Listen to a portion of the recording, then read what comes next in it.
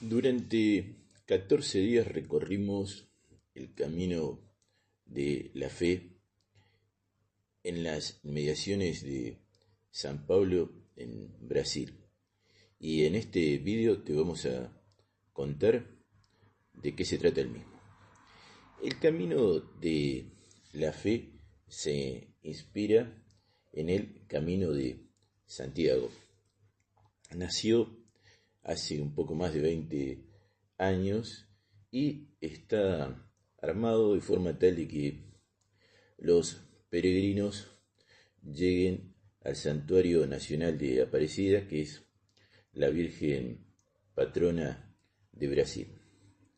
Si bien hay distintas alternativas para comenzar a caminar, algunas tan lejanas como de la localidad de San José de Río Preto o Franca, la mayoría lo comienza en Aguas da Prata, en las inmediaciones de Andrada. Y desde allí peregrina hasta Aparecida, recorriendo 318 kilómetros en 12, 13, 14 días. Eso es lo que tarda la mayoría.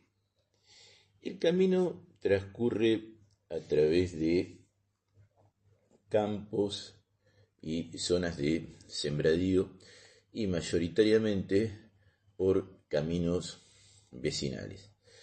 Y ahí está la primera gran diferencia con el Camino de Santiago. El Camino de Santiago es un camino cultural, en cambio este es un camino que va por zonas rurales y en las cuales lo único que se puede encontrar son algunas capillas y algunas iglesias en los pueblos más grandes. El camino mayoritariamente es realizado por ciclistas o por grupos que son acompañados por autos de apoyo, y esto quita un poco la esencia del camino. ¿Por qué? Porque bueno, es raro encontrar a gente como nosotros que lo hicimos con nuestras mochilas y sin ningún tipo de apoyo, y obviamente no es lo mismo caminar con 8 o 10 kilos a cuesta, como en nuestro caso, con una pequeña mochila y que cada 4 o 5 kilómetros te estén esperando con una camioneta con agua, fruta, comida, y puedas descansar para después continuar.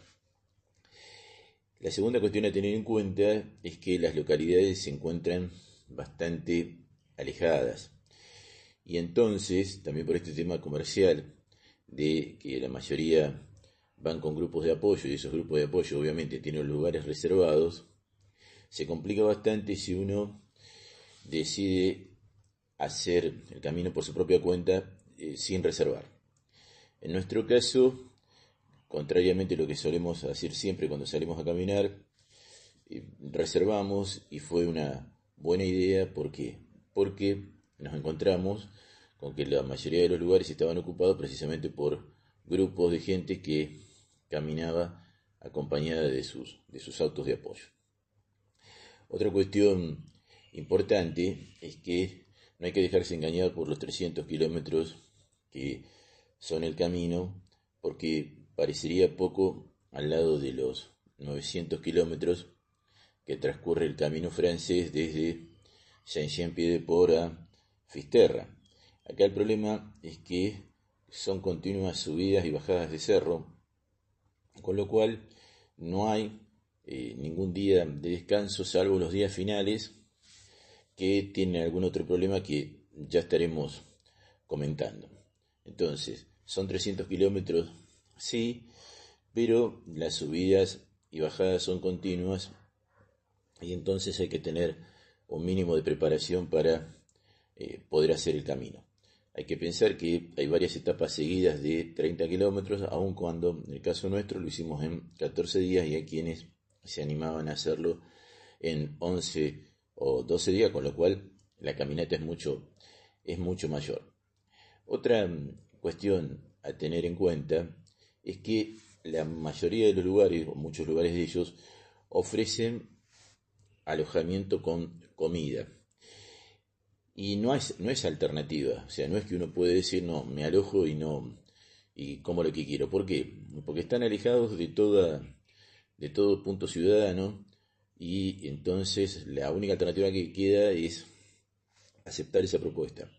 Puede parecer una propuesta interesante, pero el problema que uno suele tener es que la comida es bastante repetitiva y no se suele adaptar a gente que no es del país. Y ese es precisamente otro punto a considerar si alguien se decide hacer este camino como lo hicimos nosotros. Nosotros recorrimos 14 días en pleno julio, que es la temporada alta, y los únicos extranjeros que peregrinamos el Camino de la Fe fuimos nosotros. Tal es así que directamente nos identificaban porque éramos las únicas dos personas que no hablábamos portugués y que estábamos haciendo el Camino de la Fe. En alguna misa que fuimos, también el sacerdote directamente nos nombró, precisamente por eso, porque no es muy común, o directamente en muchos lugares nos decían que era el primer caso que se encontraban con gente peregrinando que no era de Brasil. Esto también lleva a otro problema. A diferencia del Camino de Santiago, donde la peregrinación es internacional y entonces están acostumbrados a hablar, más allá del castellano, otro tipo de idiomas, acá nadie habla un idioma que no sea portugués. Y es muy difícil hacerse entender en algunas zonas rurales, porque a diferencia de las zonas turísticas que suelen frecuentarse en Brasil, acá es un portugués muy cerrado y tampoco hay ninguna predisposición por parte de aquellos que reciben a los peregrinos a hablar en un idioma distinto al suyo. La única solución que queda, y que en algunos lugares tampoco es factible, porque algunos de los que reciben a los peregrinos ni siquiera usan el traductor, es precisamente recurrir a una traducción vía Google o alguna otra alternativa. Un punto más a considerar es que conviene reservar, de ser posible, en hoteles. ¿Por qué?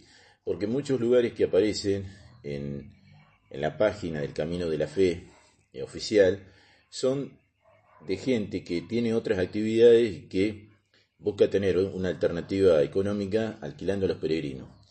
Pero cuando uno llega a los lugares se encuentra, como nos pasó en más de un lugar, con que los lugares están cerrados, no existen, y uno tiene que comunicarse con sabido problema para los que no son del país, con esa persona y esperarla durante bastante tiempo hasta que aparecen y abren el lugar. Eso también es un punto a tener en cuenta, un punto que en nuestra opinión baja bastante la consideración del camino, que no hay albergues como uno está acostumbrado a encontrar en el Camino de Santiago.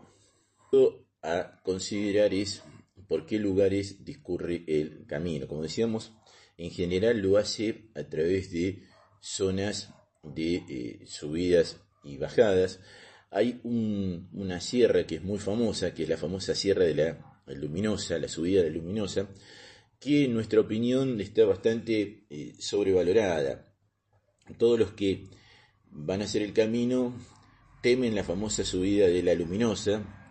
Se ha incrementado mucho por el boca a boca la dificultad que parece tener la subida, pero la realidad es que en nuestro caso la hicimos en poco menos de 3 horas y la verdad no nos ocasionó mayor inconveniente, con lo cual realmente no es un punto que complejice el camino. Realmente ya uno cuando llega a la Luminosa ya lleva 10 días aproximadamente subiendo y bajando cerros y ya se encuentra bastante preparado.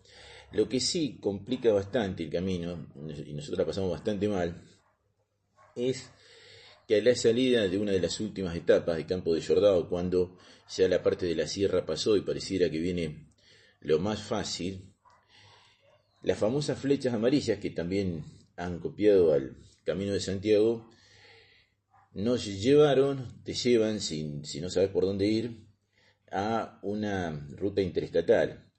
Y eso es bastante peligroso, por no decir muy peligroso. Nosotros estuvimos caminando 20 kilómetros por la vera de la banquina con camiones que nos pasaban literalmente raspando, con un tráfico endemoniado de varios carriles, y no teníamos otra alternativa. ¿Por qué? Porque en algún momento decía los mapas, los dibujos que había, que deberíamos haber entrado en una vía muerta, pero en ningún lugar la encontramos, y en el único lugar donde marcaba hacia una vía muerta después terminaba en una especie de terreno bastante escarpado, que era imposible andar, con lo cual había que volver o a la ruta o a algún lugar que no estaban las flechas. Así que es un punto a tener en cuenta, pasando Campos de Jordao.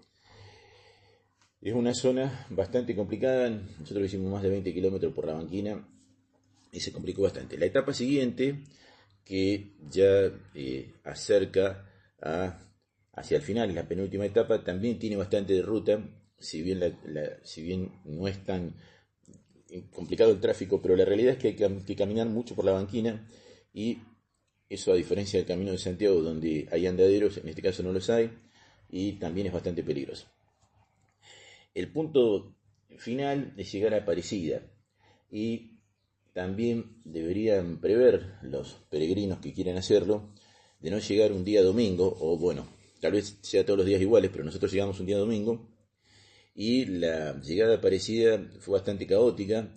El camino te deriva hacia la zona de estacionamiento, no hacia la entrada principal, y si uno no conoce, se va a guiar por las flechas, y las flechas te derivan al estacionamiento. Y la realidad es que no es una entrada que sea agradable, la mayoría lo hace ya con sin mochila, prácticamente nadie camina con mochila, como decíamos antes, pero los pocos que lo hacen con mochila no llegan ya con mochilas, y es una subida de mucha gente junta, todos apretados, y no hay un sentido de peregrinación donde uno llega y se siente feliz de haber completado unas etapas tan largas y un camino donde uno ha puesto a prueba no solo su resistencia física, sino también espiritual. Eso es un punto a tener en cuenta, de ser posible evitar llegar un día domingo. Nosotros llegamos un día domingo, había muchísima gente. La realidad es que había muchísima gente a toda hora, porque bueno, ingresamos con las mochilas, con los bastones al santuario, como lo hicimos cuando hicimos el Camino de Santiago. Acá todo el mundo nos miraba, porque éramos los únicos que estábamos ingresando de esa manera. Pero bueno, después nos fuimos al hotel a alojar y volvimos por la tarde, y la situación seguía siendo exactamente la misma. Un montón de gente entrando y saliendo de la basílica permanentemente. Este es nuestro primer video donde hacemos un resumen de lo que fue nuestro viaje por el Camino de la Fe. En algún otro video les contaremos las diferencias que para nosotros tiene este Camino de la Fe con el Camino de Santiago, que, como verán a partir de esto que estamos diciendo, a nuestro entender son varias y muy importantes. Bueno, los invitamos, si no se han suscrito al canal, que lo hagan y nos acompañen por los distintos lugares que estamos transitando. Chau, chau, hasta la próxima.